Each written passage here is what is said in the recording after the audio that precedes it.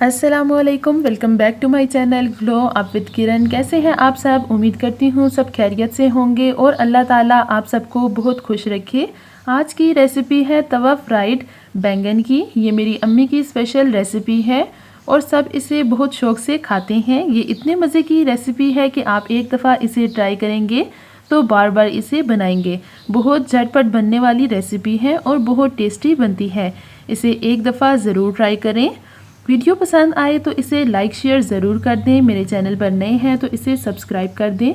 तो वीडियो को कर लेते हैं स्टार्ट। इसके लिए स्पाइसेस देख लेते हैं। एक बाउल लिया है, इसमें ऐड कर लूँगी 2 टेबलस्पून बेसन, लाल मिर्च पाउडर 1 टीस्पून, खुश्क धनिया पाउडर 1 टेबलस्पून, हल्दी 1 टीस्पून, लाल मिर्च कुटी हुई 1 टीस्पून, नमक 1 टीस्पून और फिर इसमें जाएगा चाट मसाला 1 टीस्पून, अजवाइन 1 टीस्पून और ज़ीरा 1 टीस्पून।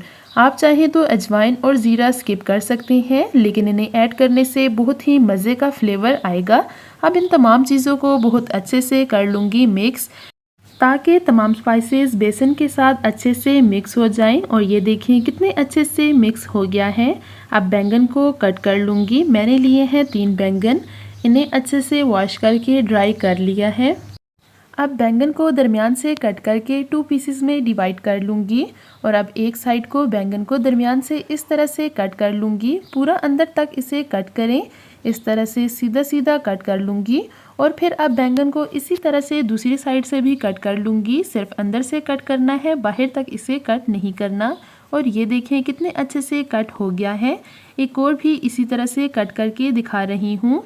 इसी तरह से सीधा सीधा कटिंग करनी है। इसी तरह सीधे 3 कट्स लगाए हैं और फिर दूसरी साइड पर 5 कट इसी तरह लगा लिए हैं।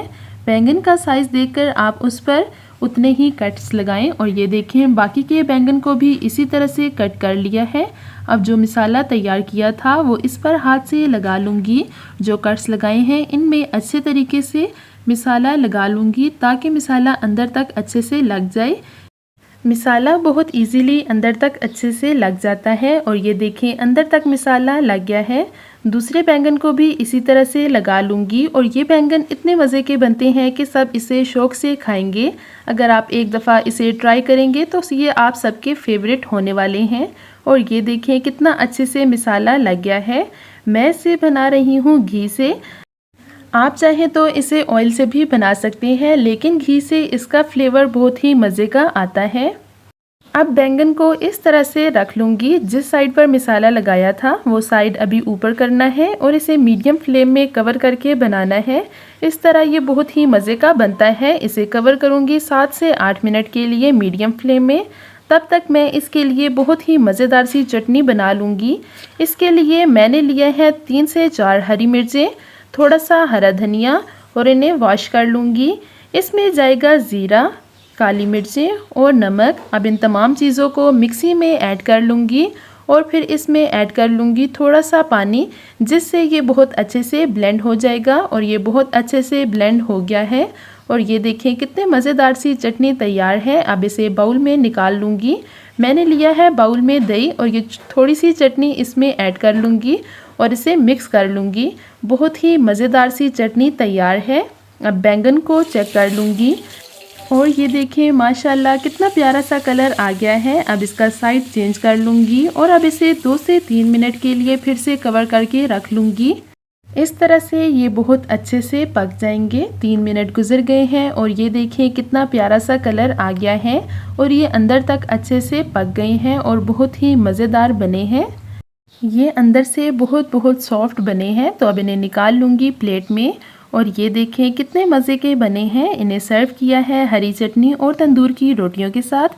तो अब इसे निकाल के टेस्ट कर लूँगी और ये देखें कितने मज़ेदार और जूसी बने हैं।